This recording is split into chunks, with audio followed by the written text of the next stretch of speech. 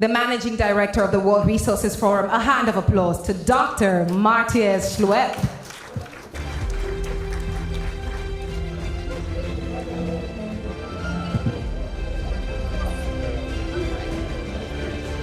Okay, thank you. Put that a little bit higher. I'm quite exhausted now, so but I do my best. And how much time do I have? Because I think we're a little bit behind, no? Huh? Okay, good. Okay, thank you very much for inviting me and giving me the opportunity to talk a little bit about our experience. I have been working in this area of e-waste since a long time, since almost 20 years. And I also want to focus specifically on one project which I have been following, had the chance to follow in these 20 years. But first I will give you a very quick introduction into where I'm coming from, what is the World Resources Forum. Then in this part one of my presentation I talk about the Sustainable Recycling Industries Program. And in the part two I was asked to also talk a little bit about the informal sector and our approaches we applied for the informal sector. So about us. We are an international non-profit organization and our focus is natural resources, the sustainable use of natural resources, and of course that's raw materials. Part of that is not just waste, it's also mining. So what actually in this conference has been a topic as well, small-scale mining is also a topic we're looking at. I was working a lot in recycling, in the e-waste recycling. We exist not that long, since 2012, and we are a spin-off of a Swiss research institute. Some of you might know them, also from previous times. That's called EMPA, the Swiss Federal Laboratories for Material Science and Technology. So our focus is material resources, so we are not talking about water, which is also a natural resources, but we're more talking about minerals and metals, also to some extent plastics and textiles. We are based in Switzerland. And this is our, as we call it, theory of change. Just important here is to see we are organizing a conference. We are known for our conference every 2 years in Geneva. Actually, we also, before we had in between years where we organized a conference in other countries, we had one together with our partners in Ghana a few years ago. We are running a lot of projects, different projects along the value chain of raw materials. As I said, small artisanal, small-scale mining, actually increasing amount of projects, circular economy, and then recycling. And the third pillar is knowledge. So we create knowledge, we create standards, we create tools, etc., which then also should be available as a global public goods, as we say. So it should be open source and available. And we create impact in the areas of well-being, fairness, so that resource is a driver for the development of our societies, but within planetary boundaries.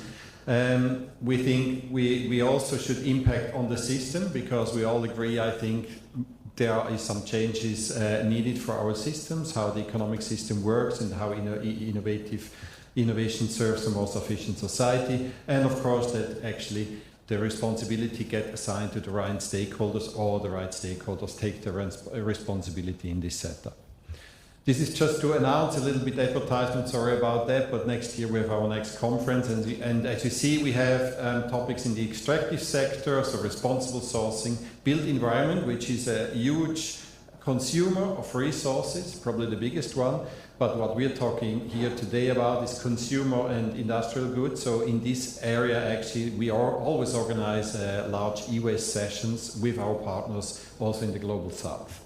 So what about the Sustainable Recycling Industries project? This is a 20 years engagement for sustainable e-waste management in Global South. This has been funded by the Swiss government since that time. I think, to my knowledge, is the longest engagement on a bilateral level in this topic. I wouldn't know anything else. And we have started this engagement with the, at that time, so-called Swiss e-waste program from 2003 until 2013. We had engagement in China, India, and South Africa. For me personally, my first project was South Africa, and a little bit later we also have started in Latin America with project in Colombia and Peru. Later on, we extended this project, which actually was another name then for the program, the Sustainable Recycling Industries Program. Some of you know it. We are active in some of the countries. where there are representatives here from Ghana, South Africa, for example. We continued some engagement in India. Actually, South Africa, we had a long gap in our engagement in South Africa, and we took that up later in this Sustainable Recycling Industries program again. We also started an engagement in Egypt and Ghana, and we continue Colombia and Peru. These two countries actually were finalized last year. On a global level, we did not just engage in the countries itself, we also engaged in the global community of practice, as we say. So we were a founding member of Solving the E-Waste Problem initiative, that's STEP. Some of you might know it. Also in Latin America, another platform, RELAC. And we also serve the global community of practice. We are engaged in Synergy project. It's not the only project we have been involved in. We also have been involved in UN projects. And also from the private sector, together with GIZ, the Germans, etc. We also, actually, this ISO-IRA stands for International Standard Organization International Workshop Agreement. So that's a precursor of developing a standard. And the ISO 59014 is a standard about secondary raw materials, circular economy, and I will talk about that towards the end. This has something to do with the informal sector. And we also work on life cycle data, metrics and methods, etc. Now, I think the interesting thing is when you look at the program with such a long time span, how this has evolved. You know, sometimes now we are in the program since a few years. You're working in this GEF World Bank project, and it's also interesting where we started because the world looked different 20 years ago. So when we started, actually, we talked about the impact is the improvement of living conditions. So it had a very much a humanitarian focus. We still have that as well, but I think the mindset has changed since then. Then we also introduced this reduce hazards. No, we still have that too, but we changed that a little bit over the course of this program. And then only later actually strengthen the economic performance. You see, slowly the business case of the e-waste management came into play. And 20 years ago, we did not talk much about business when we talked about e-waste. E-waste was a problem. It was a humanitarian, a social problem, and it was an environmental problem. Now with the sustainable recycling industries, we actually really changed that.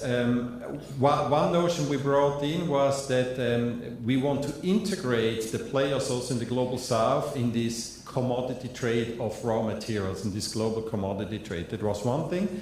And now in the last phase, we talk about the favorable framework conditions. So actually bringing all this experience into a program and say, what do we need that the sustainable e-waste management system can work in a country? And that's what we come up with. That's how our program now in the end was structured. We say, okay, we need a policy component so that we have an adequate policy and legislative framework that enables the implementation of the system. And we are not just talking about the legislation itself, also about enforcement, no? Because, and I think I heard that from other countries already in their presentation, they say, okay, one thing is to have the legislation, but actually what we have to work on is enforcing the legislation. Then we were very strong on the normative, so that normative requirements, that's what we mean with standards, and performance measure ensure a level playing field. We always hear about businesses say, well, great, we want to do this right. Recycling should be do the right way. But actually what you need is that everybody in the system plays the same way, against the same rules. And that's why, besides legislation policies, you also need a normative framework. You need standards. Then we also all agree that businesses needs to be supported, and that's optimizing and sustainable value chains and skilled businesses. So when I talk the value chain, it needs to be optimized from beginning to the end. So starting with collection, this is optimized. That's the idea here. And also, it doesn't really say in here, but integrating the informal sector is part of the business and an optimized recycling chain as well. And professionalize the recycling industries. Problematic fractions is kind of stands out a little bit, but with giving all this, we realized you can give these framework conditions, but then a lot of countries and businesses still don't know where to go with the problematic fractions. So we also need to provide solutions for this. Okay, I just show you a little bit how we actually developed this in Colombia and where we got. This program in Colombia started in 2013 and stretched until 2023. And I think on purpose, I used another country than an African country, just to say, you know, there's also different paces. Probably Colombia started in another, let's say, governance framework, which was working quite well in their country, also better than other Latin American countries. So initial challenges. We always need to understand first in the country what is the challenge. So the regulatory framework only covered 3 e-waste streams, still in 2013, so it was not completely absent. And the involvement of actors in the e-waste management chain was limited only to a few. So we really had a few and they were not really formal. So that was kind of an industry setup which was a challenge.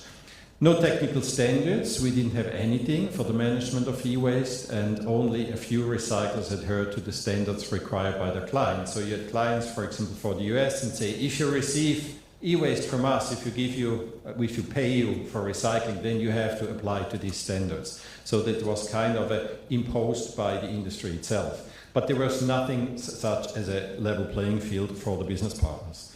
The infrastructure for e-waste recycling was also underdeveloped.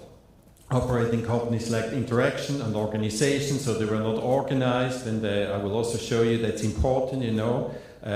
Businesses, recyclers, they have to become an industry with a lobby. No, you have to somehow lobby for yourself that you get the right framework conditions. And collection rates were below 5%. Existing e-waste regulations still lack adoption guidance for recyclers, also especially for the treatment of hazardous fractions. So that's also lack of enforcement. So these were the milestones that you see a little bit the development, how such a program develops. And actually, I also coming back to one of the questions, you know, we have 1 year left in this program and how do we solve the problem? And we see that also in Europe, it needs several years. It needs a certain time until actually things fall in place in the country. So 2013 starts, we had a law already introducing a categorization of e-waste. It was a little bit easier than in other countries, and the legal basis for EPR of light, so extended producer responsibility for light bulbs already existed, batteries and IT. Existed actually, we just supported to develop this. First licensed recycler we also had in this time frame. Then in 2017, we supported the development of a national policy for the integrated management of e-waste. It's kind of a strategy for the government, a long-term strategy, and I think it was the first policy we had in Latin America.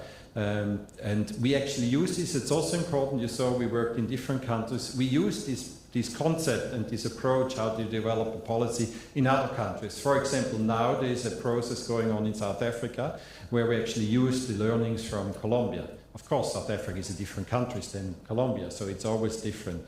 We also brought some of this knowledge into Ghana, but Ghana developed different, and so on. Also in Egypt, actually, we're using this knowledge.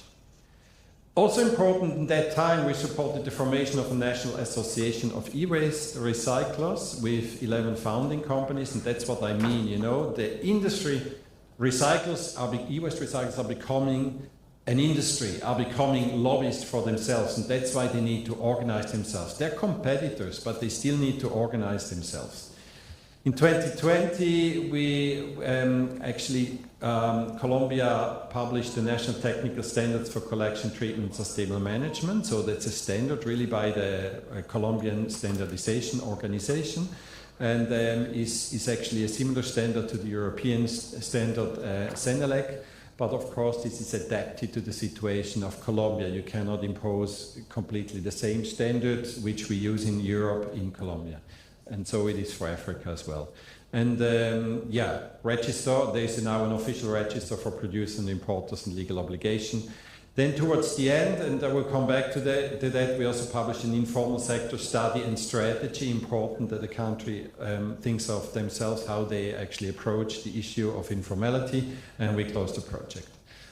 And this is a little bit, you know, an effort to quantify what we said. So you see, you know, in 2013 we had 2,000 tons processed, and in like 10 years later we have 15,000 tons. This is still not a lot, but you see this tendency. Or the formal recycling of e-waste improved from almost 0%, it was close to 1% to 12% in 2022. So you see there's also development. If you look at the right chart, you actually see that the e-waste processed, it's still a lot of informal because also the volumes go up, no, in this time. Authorized recyclers, we had 12 in 2013, not all of them were formal. We almost have 80 registered recyclers. I have to say only a few of them are really operational, that they actually, I mean a few, it's I think between 10 and 20, who really are treating e-waste in the country, and the other ones are traders or collectors, but they are registered in the registry. We always talk about EPR systems, so we didn't have any operational collection and management system in place, and the producer organization or the producer lobby in Colombia actually engaged a lot in this and developed take-back schemes, and we actually have now 69 collection management system. That includes, of course, that the producer itself can also be a collection system and say, I'm not joining any competitive other collection system, I'm my own myself. And then you see, and this is important, I mean, you might say, wow, okay, 15,000 tons, you know, in European countries you have much more, but I think important is the development. No? Usually an industry develops like this, you know, there's for a long time nothing happening, then it goes slowly up, and then suddenly it goes up steeper until, you know, it's getting to a point where there's no more growth. And I think in Colombia we are at the point where we get into the steep parts, no? And I'm pretty sure that Colombia, and we already see that now, these are numbers 2 years or 3 years ago, we already see now that actually this is growing quite fast now. When I think now of the African countries, I also see this development, but maybe apart from South Africa, which is growing much stronger, the other countries are maybe not that much in the steep part, but in a flatter part, but they are not really in the completely flat part where nothing happens. This already shows me when I go now to the tent and the exhibition booth over there, which is really great to see what has happened, because none of these companies existed in Africa 20 years ago, and I really see a growth there on the continent. So, overall impact, how did we create sustainable impact in Colombia? So now we have a specific e-waste legislation, committed government partners, very important, they have to be committed, and I see that actually there's also something I see in Africa, a lot of them are sitting here. Take-back obligations are based on extended producer responsibility. There are other models, but it has to be proved that when the producers have to, or importers have to take responsibility, that this is a preferred solution in many places. But I don't want to say that everywhere we have to apply the same system. That's not up to me, that's up to the countries to decide. Skilled municipal administration implemented enforcement processes, so we went out to municipalities, also in other countries, so enforcement is key. You can have a legislation, if the municipalities, if the provinces don't know anything about it, it doesn't really help. Operation take-back schemes, as said, committed industry partners, producers, importers, associations taking their responsibility, very important. National conformity assessment scheme, so we have standards, we also have audit processes. We trained actually these entities to audit, so that's also kind of an enforcement of the standard, so performance measures, as we say. Ensuring quality and level playing field. Organized recyclers through association, I said that, indicating the formation of a professionalized industry. I say this is really the step of, okay, we have a few recyclers, they do their own things, to, okay, we organize ourselves. We are a proud industry, we are recyclers, we do a good job, we are good businesses. No, that's really the difference. Government and industry led campaigns creating awareness for the general public that actually was not made with money of international cooperation. It was really like money brought in, awareness campaign by the government or by the producers or the recyclers themselves. We still have, of course, remaining key challenges like in all the countries. So there's still high level of informality in the sector, and that's why we have this informal sector strategy available, but that needs to be implemented. That's out of our hands, but the government is working on that, and actually there are other, and I think if I heard right, there might be in future a CHEF supported project in Colombia as well, or somewhere else. So I'm not sure about that. But anyways, this is also, let's say, a basis we left which has to be explored further. Addressing e-waste in a more systemic way, more than end-of-pipe solutions. We all come from the linear economy side. No, waste management is there is waste. We have to solve it. We have to treat it. Now, I think we need to think more, and I was very happy to hear that from Ghana. And we need to think more that we have to integrate this international policy or strategy for circular economy. Very important. And public awareness is still low, so there's still, and that's always a problem until the people really know they have to bring, to hand in their discarded items, etc. It still needs time. Okay, now we have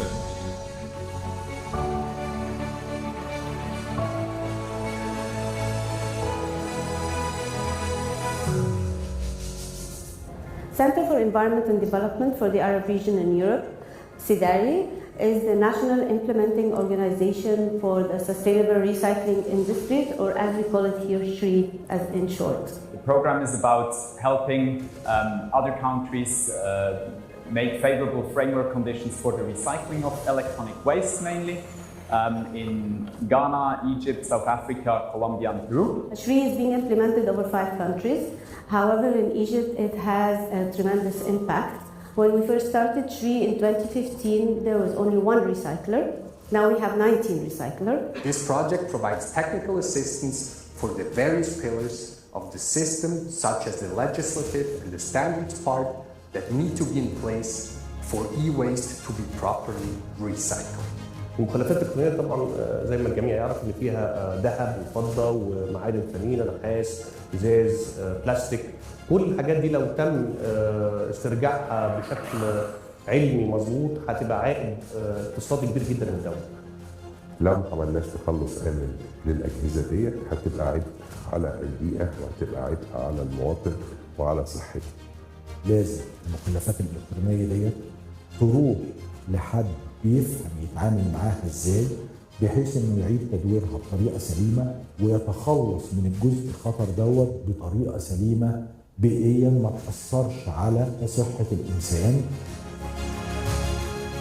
When we started, there were almost no laws on e-waste. Now we have a law, we have executive regulations, and we also developed guidelines related to these executive regulations. The SRI project has been supporting the following: the development of an e-waste policy and a legal framework for the application of an Egyptian legislation on e-waste to the decision-making process, the legal framework and the governance of the e-waste system in Switzerland by organizing study tours and meeting with the competent Swiss authorities and representatives of the Swiss compliance systems.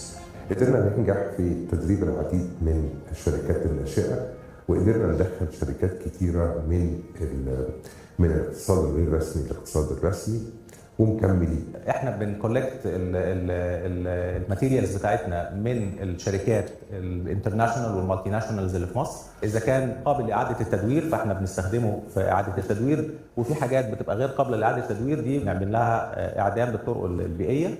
اعاده التدوير بتخلق 10 أضعاف فرص العمل عن الحرق او الدفن. يعني طبعا حرق واحد فقط لا غير بيحرق الحاجه او واحد بيدفن، لكن انا لو بعمل بقى فرز وتفكيك واستخراج معادن دي 10 أضعاف فرص العمل. We hope that these efforts could continue because it will greatly benefit the industry on the practical, on the ground level. After laying the foundations, the effect and the impact of this industry will greatly benefit the country in its resources, efficiency in generating income and job opportunities for a lot of stakeholders and players in this field of e-waste recycling management. And in the next 3 years we'll make a lot of progress and that we will achieve the objectives we have set.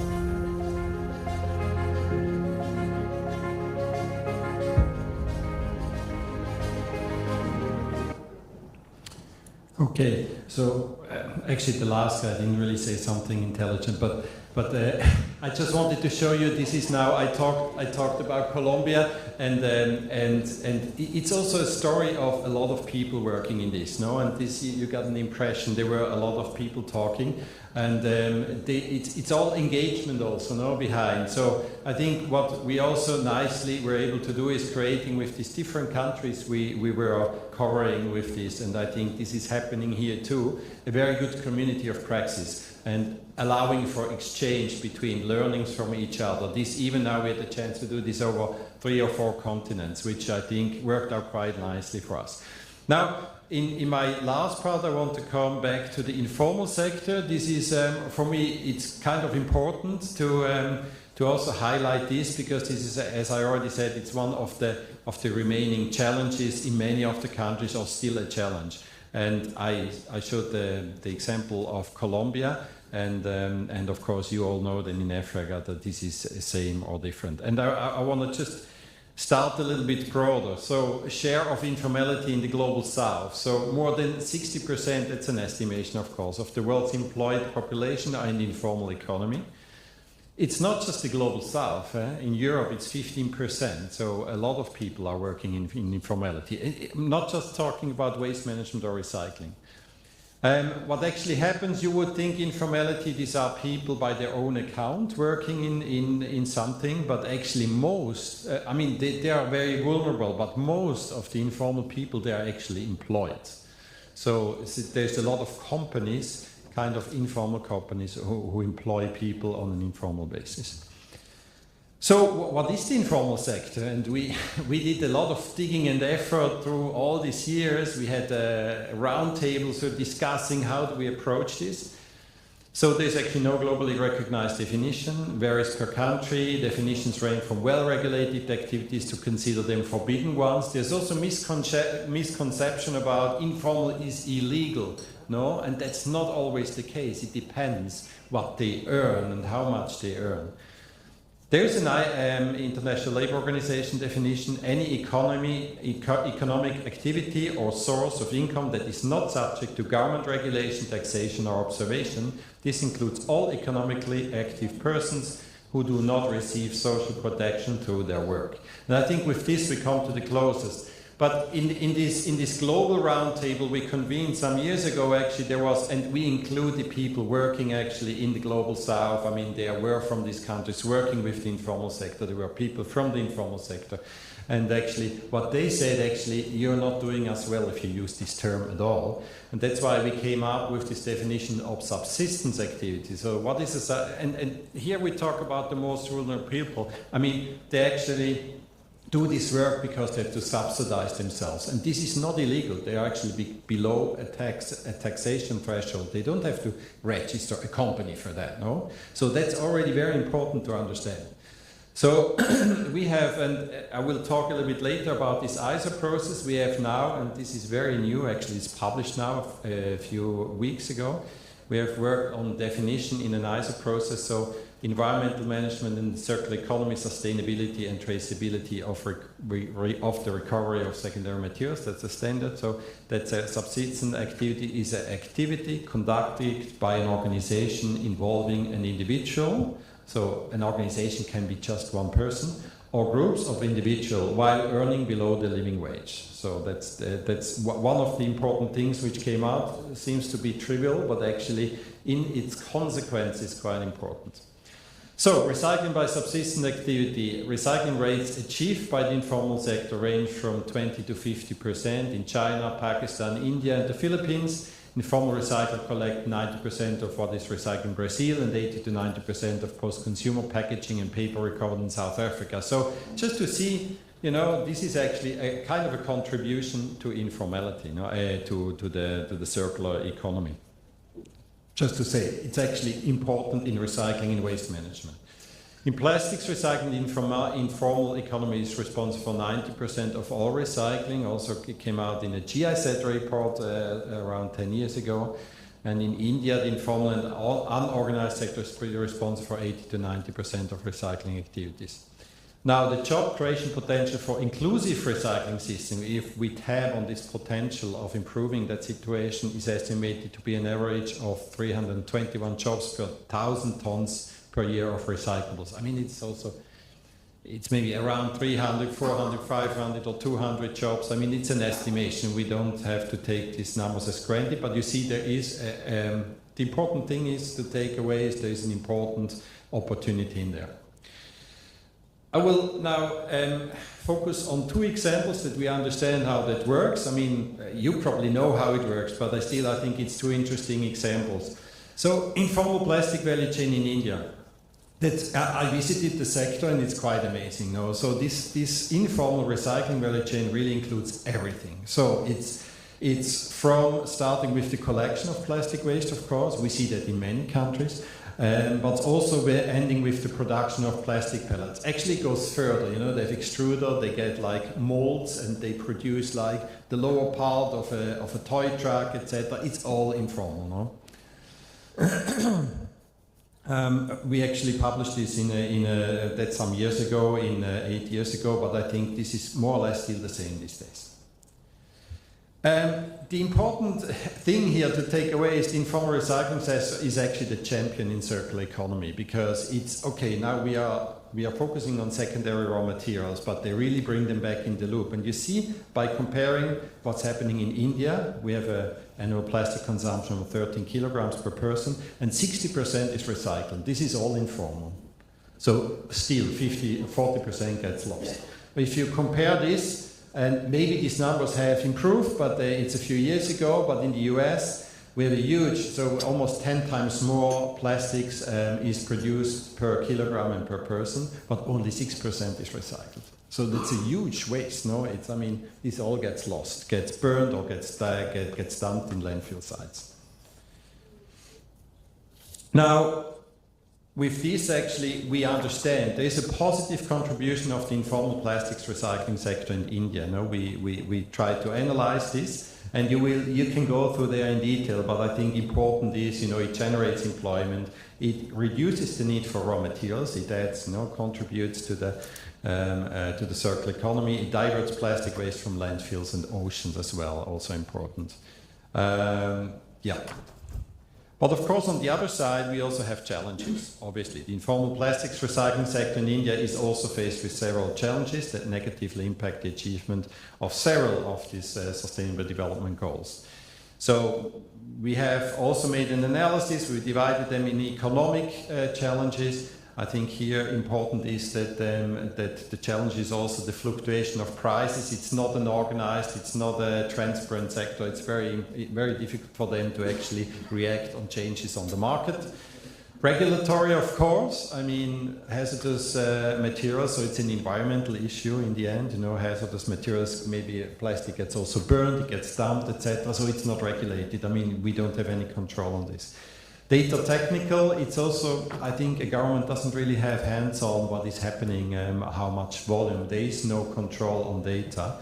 And there is, of course, waste stream. That's also important, a cross-contamination of the waste stream. Sometimes we don't want plastic to get recycled because it's a contaminated plastic. Of course, the informal sector doesn't really know that because they lack access to this kind of data. And in the end, the most important part is, of course, social, because some people get exploited, you have child labor involved in this sector, etc. So the next thing, and I have to apologize, Larry, for old pictures.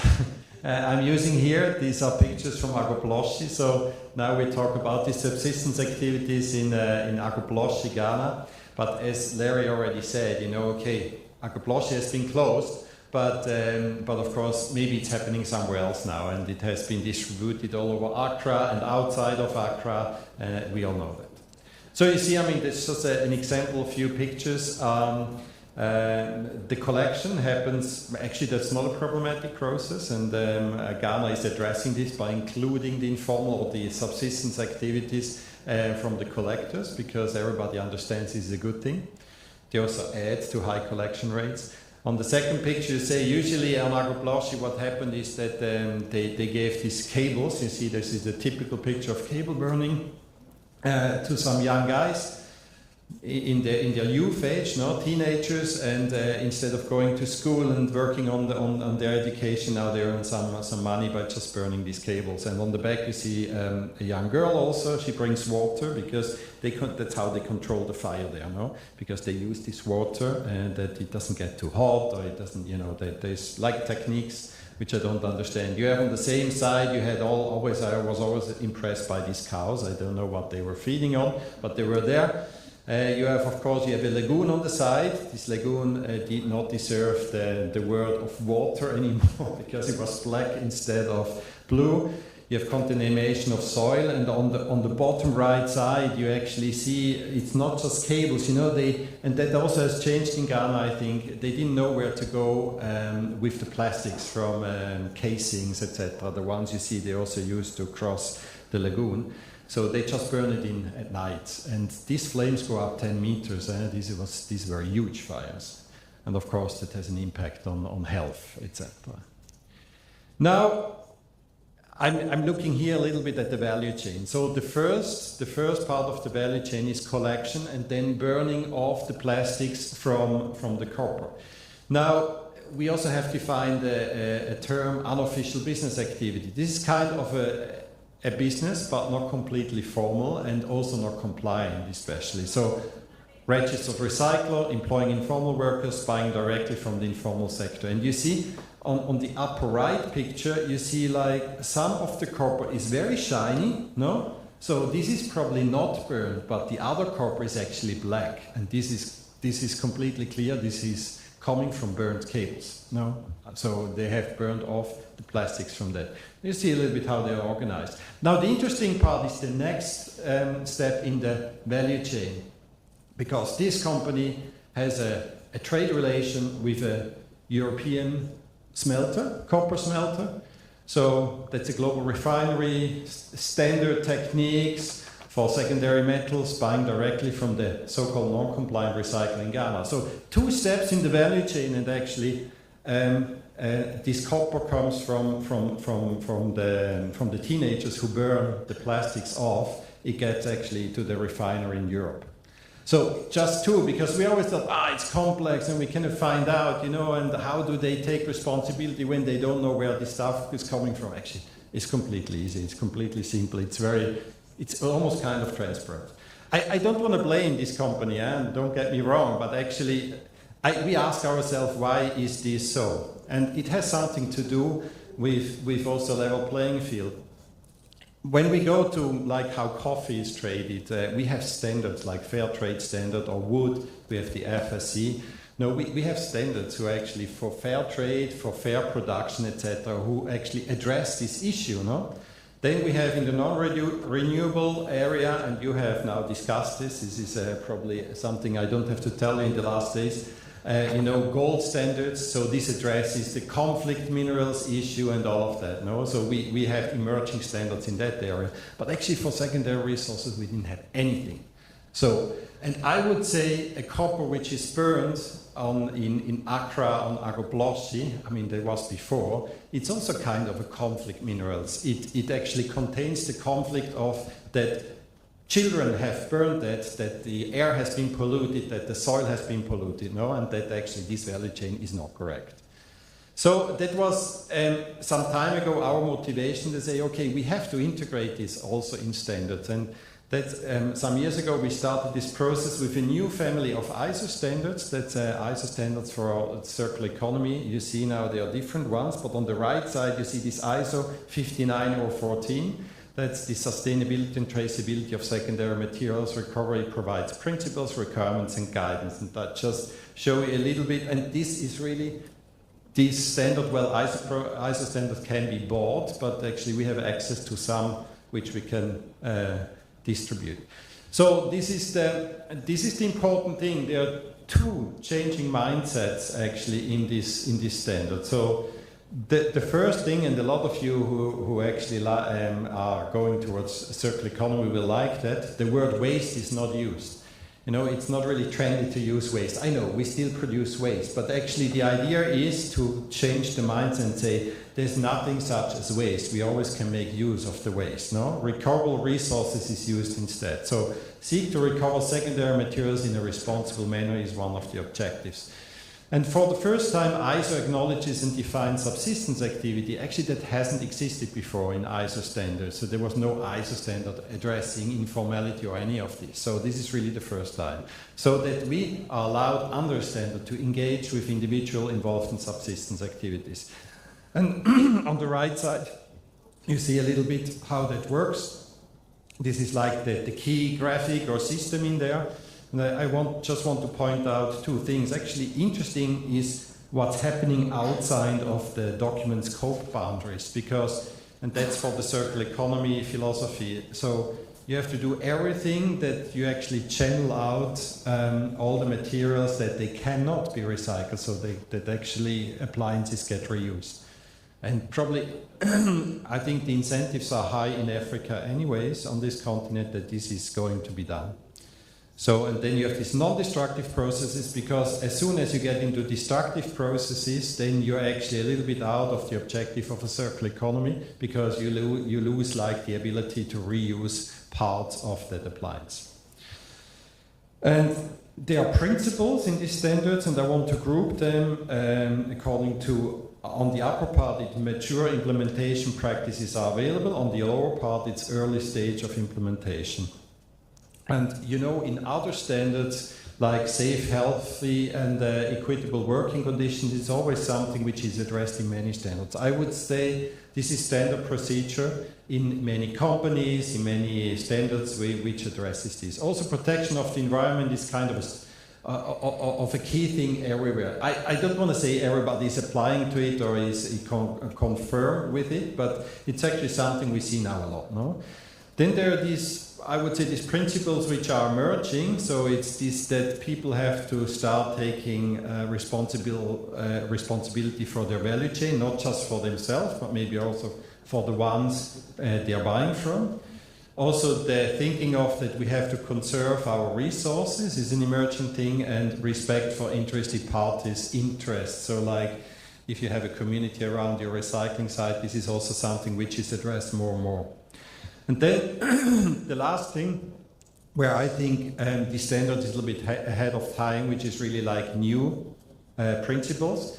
It's responsibility towards interested parties engaged in subsistence activities. As I said, this is the first time informality is addressed, so I would say this is ahead of time.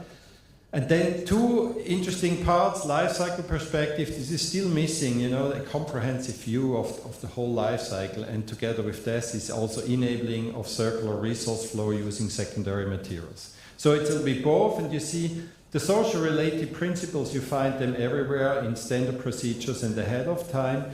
Environmental related principles are addressed actually better in many standards, and what is interesting is the cross-cutting principle. This is new, you know, that we look at something comprehensively. This hasn't been addressed so far in standards very much. So important here is also to say, okay, this is very theoretical and standards, and how are we going to do this? This is not realistic to implement, and that's why it has two things, two annexes also, which are very important in these standards. One is the gradual implementation. So that proposes to allow for adjustments of resource needs and cultural adaptation of individuals engaged in these subsistence activities before they fully implement such a standard.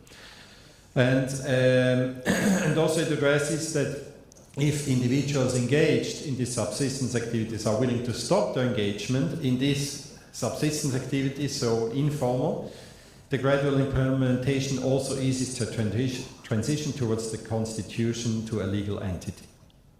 And there are following groups of steps are proposed for short and mid-term. In the short term, and this is something they just have to do, requirements related to health and safety, risk management, competencies and operational aspects should be duly implemented. So, of course, always together, and that's my next point, always together with support of partners. And in the midterm includes steps for individual to willing to join or create any form of partnerships or collaborative working relationship. And this is the supporting mechanism because, I mean, how is the informal sector doing this alone? This is a challenge. So, and these are examples for how supporting mechanisms should work along this value chain. So assisting with data gathering, providing training, providing PPEs, personal protective equipment, assisting with risk monitoring, laboratory tools, so get access to that, and assisting with their transition to legally entities. And before and then actually we are actually now running pilots for these standards in different areas. So one is actually also happening in Ghana, one in India, and one in Peru. The one in Ghana is together with an organization in the Netherlands. And the objective is to support early dissemination, conduct capacity development for implementers and international auditors, test requirements in the context of subsistence activities. There's still a lot of learnings to develop, and provide learnings in the context of future certification. Now, I already said something about DESCO, the first e-waste recycler on the African continent, which I'm not sure if you accept that now. Before I close my presentation, I want to say actually there are organizations who actually were ahead of time and applied these principles already. And we learned from them, you know. We learned from others as well. This is just one example. So this is the first e-waste recycler, 1992. It's a family business. They pioneered the incorporation of informal workers into its business models. Important way of doing this, I think. Supports their partners to formalize and ultimately become registered independent business contractors. And that's very important to mention this in the context of South Africa. It supports the South African black economic empowerment, which is also, I think, an incentive for the company to do this. So it's quite a new, unique value proposition for them. I mean, at that time, I would say, you know, they were pioneers. Now maybe you have others who are doing similar things, and also in South Africa. But at that time, when I visited them, like almost 15 or 20 years ago. So in their center is always DESCO, and that's their business, and that's their interest. They want to have these printed circuit boards because that's how they make money, you know? That's what they want. So they give freedom, you know. They invite also informal people to their premises, and they actually give them like benches, tools, etc., where they can start and dismantle equipment, which DESCO has collected. They train them. They really train them. I mean, it's a training, and they also allow them if they think okay, they train them enough. They support them in formalizing. And for them, it's also fine to say, okay, now we are fit, we are ready, we actually will do our own company. And they said, okay, if you want to have still a business relationship with us, the printed wiring boards, that's in the contract, you have to deliver them to us, but all the other things, they're actually free to do. I mean, they can, for the copper, they can actually sell it to somebody who is more, gives a better price than DESCO, for example.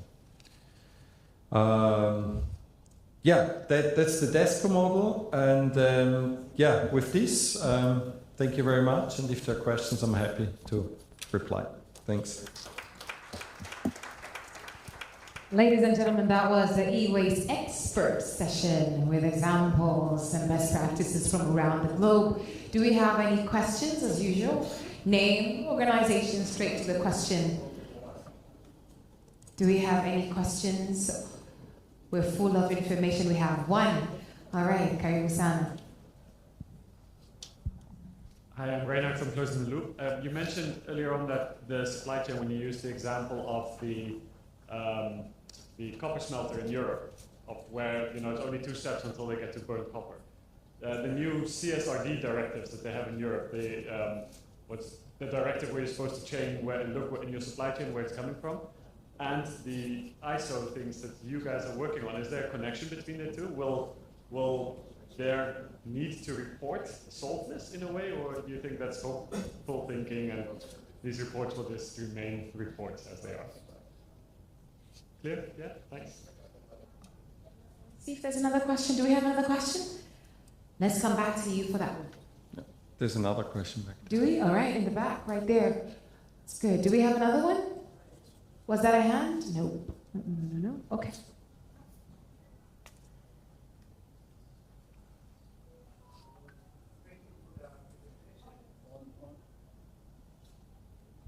Thank you for the presentation. My name is Rafael Mahinya, coming from Tanzania Communication Regulatory Authority.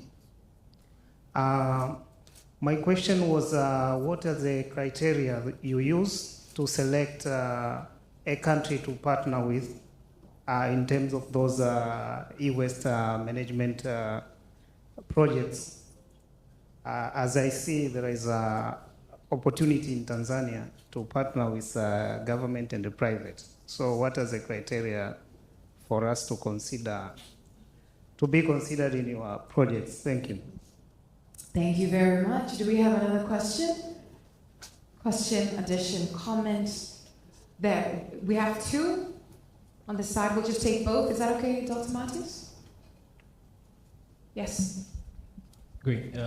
Thank you. My name is Agudo Pekwagabas from Ghana. I wanted to get more clarification on the ISO certification. So wanted to know if you could share more on probably how one could basically get access to the training, and even what are some of the processes involved in becoming certified. Thank you very much. Carry on.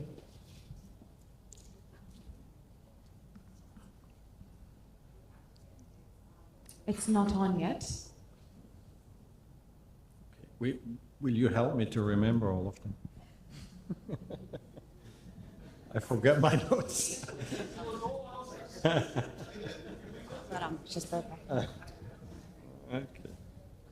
All right, I think that's better. Good afternoon, it's Kulufelo from Cartridge Depot, South Africa.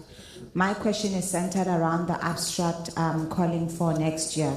What I wanted to find out is, are you working only with researchers, or can companies like myself participate in writing an abstract? As I did go through the requirements, and I see there might be a requirement for a journal, but we can use our company as a case study. Thank you. To you for now. We might do another round, but Dr. Matthews, over to you. Okay. So first, the wishful thinking thing. I think we are in the development internationally, where actually these things, you know, that companies are more forced to actually take up their responsibility in their value chain.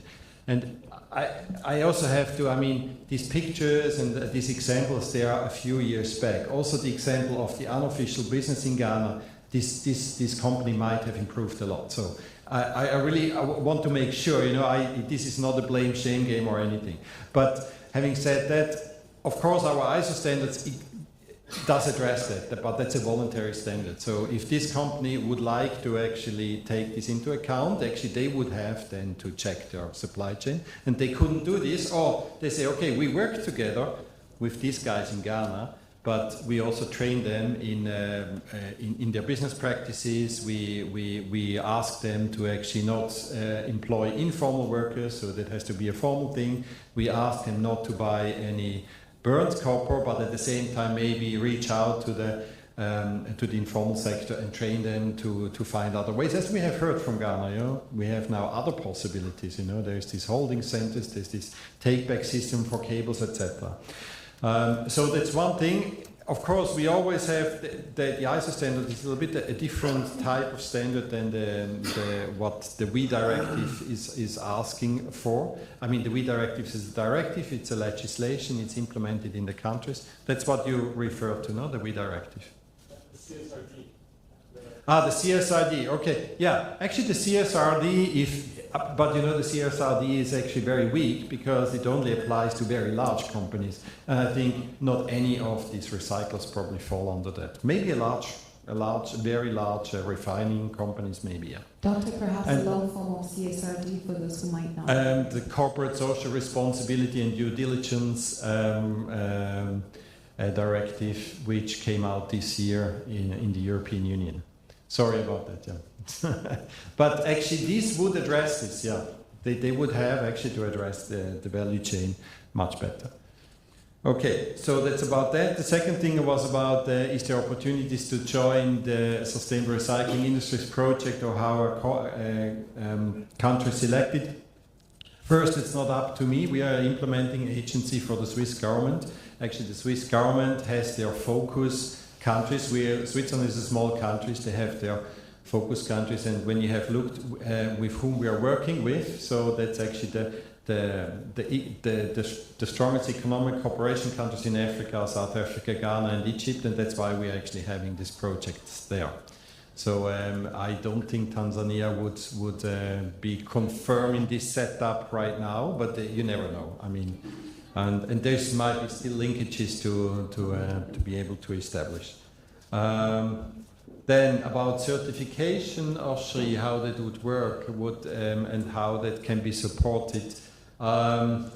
We are at the beginning now of the standards. Of course, we tried out different things, and I think, but that's what we want to really test out with these pilots. That we see. I mean, how much, what is needed. We might also maybe write other guidance documents for the implementation of this. So this is coming up. And that brings me to the pilots. I think that was the last question, if there is a possibility to join these pilots. Is that correct? The abstract, if apply application for the abstract with the deadline in February. Yeah, that's. I think the best is, if somebody's interested, talk to me. I will make the link to the responsible person in my team. But I think we have some limited resources available also from our time to support too many pilots. But I think if you bring up your own initiative or your own time for it, I think there's still possibility. And yeah, I encourage you to get in contact with me if this is something which is interesting for you. Absolutely. Media team, can we please put Dr. Schlueb's last slide that had his QR code? Should anybody want his contact information? I believe your LinkedIn page was there. Yeah. Yes. Can we please just project that? Should anybody want to get to scan it? And yes, that's the LinkedIn profile. Do we have any other questions? Any other clarifications seeking comments? Do we have? All right, ladies and gentlemen, a hand of applause to Dr. Matthias Schlueb. Thank you very much.